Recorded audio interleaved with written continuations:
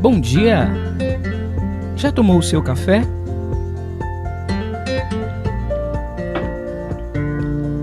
No Curta Palavra de hoje, eu quero convidar você a pensar nisso. Agora é o tempo da felicidade. Cada novo dia é um milagre de graça, uma taça de prazer que deve ser bebida até o fim, sem deixar para amanhã. Eu espero que você esteja bem, gozando de perfeita saúde. Estou passando por aqui hoje, no primeiro dia do último mês de 2022. Hoje, 1º de dezembro, nós vamos concluir a leitura do livro do profeta Amós. Hoje nós leremos juntos o capítulo 9. Então eu convido você para acompanhar, se você quiser, o seu texto impresso ou no seu dispositivo, ou ouvir como você costumeiramente tem feito. Vamos lá? Vi o Senhor de pé junto ao altar e ele ordenou: fere os capitéis para que estremeçam os pilares e despedaça-os sobre as cabeças de todos que ali adoram. E com a espada matarei os que ainda sobrarem. Nenhum deles conseguirá fugir. Ainda que cavem até o próprio Sheol, morada dos mortos, minha mão ali os alcançará. Mesmo que escalem até o céu, dali hei de baixá-los. Ainda que se ocultem no cume do monte Carmelo, dali hei de retirá-los.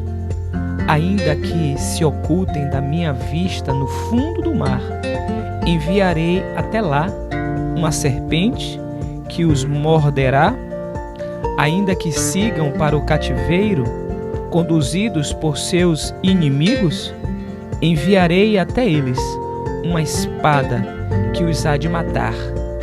Manterei sobre eles meus olhos para o mal, não para o bem, porque o Eterno, o Deus dos exércitos, é aquele que, ao tocar a terra, a faz derreter, fazendo todos os seus habitantes chorarem seus mortos.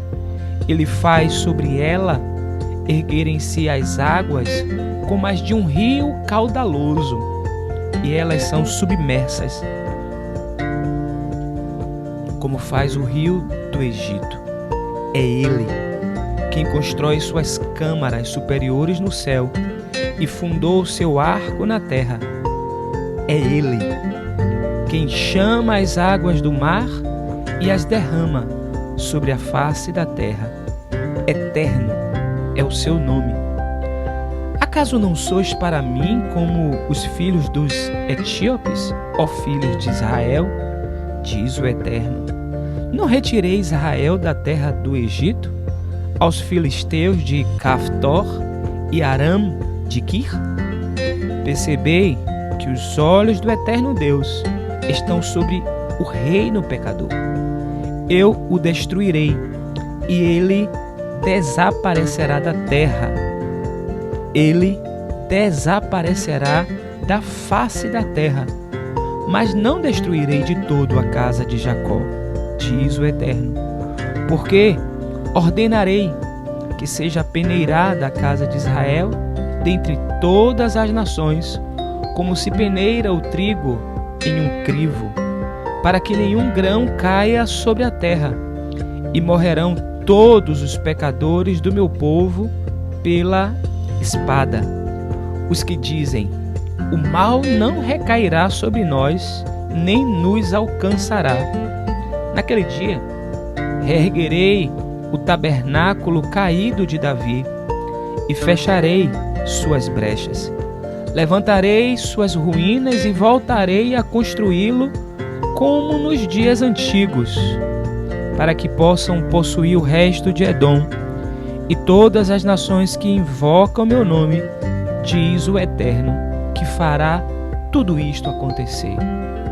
Aproximam-se os dias, diz o Eterno, em que o que semeia encontrará o que ceifa, e o que pisa as uvas com o que lança a semente, e as montanhas destilarão vinho doce, e as colinas se derreterão em leite. E farei meu povo Israel voltar do cativeiro, e reconstruirão as cidades assoladas, e as habitarão. Plantarão vinhedos e beberão seu vinho. Cultivarão pomares e saborearão seus frutos. Eu os plantarei em seu próprio solo, e não serão mais arrancados da terra que lhes dei, diz o Eterno, seu Deus. E assim finaliza o livro do profeta Amós. Quantas lições, quantos desafios. Você se lembra como esse livro inicia? No início do livro, nós encontramos no capítulo 1, versículo 1, palavras de Amós, um dos pastores de Tecoa, sobre a visão que teve de Israel nos dias de Osias, o rei de Judá, e nos dias de Jeroboão, filho de Joás, o rei de Israel, 2 anos antes do terremoto. Essa palavra que veio ao encontro, que aconteceu para o profeta, e por repetidas vezes nós encontramos no livro do profeta Amós, tendo em vista o seu compromisso com o que o Eterno diz, várias vezes nós encontramos: assim diz o Senhor.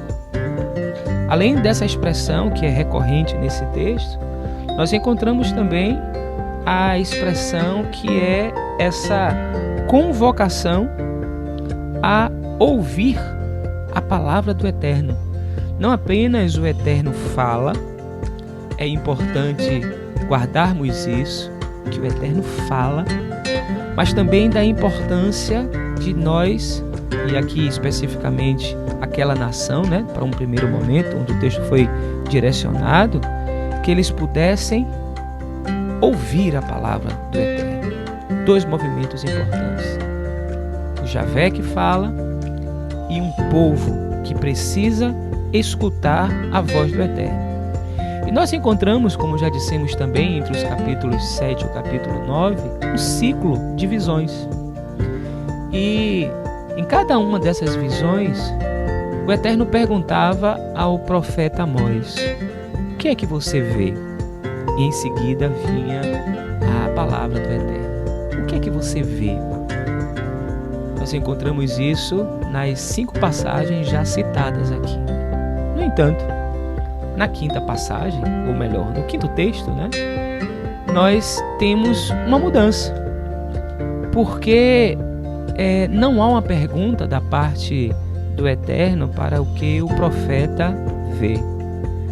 Ele já afirma que ele vê ou ele viu o Senhor de pé.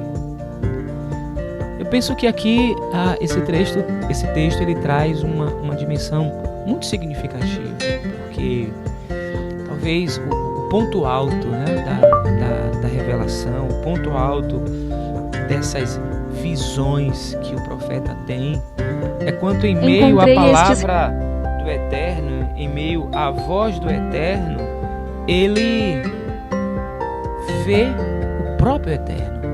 Ele não apenas ouve a palavra, ele não apenas vê qual será a sentença do povo, ele tem a melhor visão, que é em meio a todas essas predições, essas imagens. Pode ser que quando nós somos assolados por visões aterroradoras, ou que podem nos aterrorizar, dadas o peso dessas visões, a gente perca de vista aquilo que é o mais importante nesse processo, daquilo que o Eterno se permite, né, que seja acessível aos homens e mulheres, e a gente se perder nessas visões.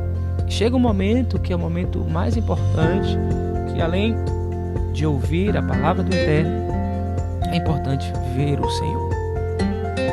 Pode ser que o profeta ficasse seduzido, né, com aquelas imagens que ele estava tendo a oportunidade de ver, mas a visão mais significativa é quando a gente discerne e percebe que é o Senhor ali, que é o Senhor agindo ali, é o Senhor fazendo ali. Em seguida vem mais uma série, né, de palavras daquilo que vai de fato acontecer com aquela nação que é levada ao cativeiro, e a gente percebe aqui a ação, né, desse Deus que julga, um Deus que tem um juízo contra todos os absurdos, né, que aquela nação realizava, da opressão dos pobres, da injustiça que havia ali, daqueles que se regalavam com o poder, daqueles que achavam que eram intocáveis, que nunca perderiam a sua posição, que poderiam fazer tudo o tempo todo, de qualquer jeito, e o freio chegou, né? Como vimos aqui em nesse ciclo de profecias, né, do prumo de Javé, que coloca as coisas em ordem, que quer ordenar a vida, que quer ordenar a nação, quer aplainar aquilo que está de maneira irregular, né? Então o prumo serve para ordenar, para equilibrar, para colocar a coisa no seu justo lugar. Mas caminhando para o final desse livro, o que a gente encontra aqui? Muitas vezes algumas pessoas se aproximam dessa relação da busca de uma divindade por conta do medo, né? Daquilo que um ser poderoso pode fazer, daquela condenação que pode acontecer por não estar vinculada a essa divindade, e muitas vezes essa aproximação ela se dá mais pelo medo do que por um desejo de uma relação íntima com o sagrado, uma relação íntima, no nosso caso aqui específico, na tradição judaico-cristã, com o Deus que se revela, o Deus que se relaciona, o Deus que vai ao encontro das nações e convidando-os, né? Ou convidando-as, as nações, a ouvirem a sua voz, a buscá-lo, a estar em relacionamento com Ele. Mas ele não deixa de ser juízo. Mas esse juízo de Javé, ele tem sempre um objetivo construtivo, e não apenas para deixar evidente essa superioridade de um Deus que é, o Deus que pode, o Deus que faz. De fato, todas as coisas estão presentes e evidentes no texto. Ele é aquele que faz as coisas, ele é aquele que chama as águas do mar, como lemos nesse capítulo, né? Aquele que fez uma intervenção, tanto no povo de Israel, tirando do Egito, mas também o cativeiro dos filisteus, né? De Caftor e Arã, de Quis. Aqui tem 3 relatos, né? Sintéticos, assim, de 3 momentos, de 3 nações que foram cativas, não apenas Israel em relação ao Egito, mas os filisteus também, e Arã. Enfim, mas onde é que a gente chega nesse ciclo final desse texto e das profecias? É que o próprio Deus que sentenciou, que sinalizou do que iria acontecer com aquela nação por conta dos seus pecados, aquilo que eles mesmos provocaram, mas Ele mesmo é o que iria levantar. Ele diz: eu levantarei o que está caído, eu consertarei o que está quebrado, eu restaurarei toda aquela dimensão que foi pervertida, eu reerguerei e eu trarei o meu povo de volta. Veja que todos esses verbos que aparecem no texto demonstram uma ação do Deus da história, o Deus que age na história. E o Deus que agiu na história desse povo é o mesmo Deus que tem poder e que pode agir na sua história. Se existem coisas que estão caídas na sua experiência, Ele tem poder para levantar. Se existem coisas que estão quebradas no seu caminho, pode ser o seu coração, as suas emoções podem estar quebradas, dilaceradas. Ele é aquele que pode consertar. É Ele que pode consertar. Se os seus relacionamentos, o seu casamento, a sua relação com seus filhos, filhas e alguns amigos, familiares está afetada, Ele é aquele que tem poder para restaurar. Ele restaura. Se você está desanimado, sem alegria pela vida, deixou de sonhar, deixou de desejar, Ele é aquele que tem poder para reerguer os seus sonhos, os seus desejos. Mas, sobretudo, Ele é aquele que quer nos trazer de volta para perto dEle. Isso é o mais significativo, isso é o mais importante, é estar com Ele. E concluindo aqui essas reflexões do profeta Amós, o livro é muito rico, curta palavra, não é o espaço para a gente aprofundar tanto, mas eu sei que de alguma forma as impressões que ficaram no seu coração das passagens, desses nossos encontros diários aqui, de certa alguma coisa o Espírito está conduzindo e fazendo em você, porque o Eterno é o Deus dos exércitos. Ele é. Pode levantar, pode consertar, pode restaurar, pode reerguer e trazer de volta. Ele é. Falando nisso, quero dedicar para você uma canção cujo título Ele é. Essa versão é interpretada pelo grupo vocal Novo Tom. Eu vou colocar na descrição desse vídeo um link para você ouvir essa belíssima música e ser inspirado por ela, ser fortalecido pelas palavras do profeta Amós, que se renove no seu coração essa fé, essa consciência de que Ele é. Ele é. Ele é.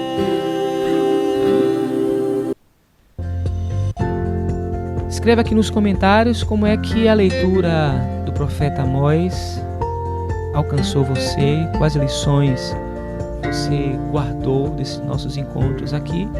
Eu já quero deixar o convite para que na próxima semana, a partir da próxima terça-feira, nós vamos ler mais um livro das Escrituras. Provavelmente a gente vai fazer a leitura de um livro do Novo Testamento a partir de terça-feira. Eu espero você. Escreva nos comentários as impressões, se você gostou desse movimento que a gente fez de leitura do profeta Amós. Não esquece de deixar o seu joinha, é muito importante o like. Ative as notificações para receber todos os vídeos do nosso canal. Assim como, se você ainda não é inscrito ou inscrita, se inscreva no canal Teologia Hoje, www.youtube.com/Teologia Hoje. Leve adiante essa ideia, compartilhe com seus amigos e com as suas amigas e continue. A gente está nesse processo de transição. Em breve a gente vai retornar a todas as atividades do nosso canal. Como nós já informamos, no início dessa semana, a gente espera em breve retornar com força máxima. Desejo um abençoado final de semana para você, que esses dias ainda dessa semana possam ser marcados pela presença do Eterno na sua vida. Ele é e Ele pode fazer nova todas as coisas, Ele pode restaurar todas as coisas. Deus abençoe você, abençoe a sua família. feliz quinta-feira.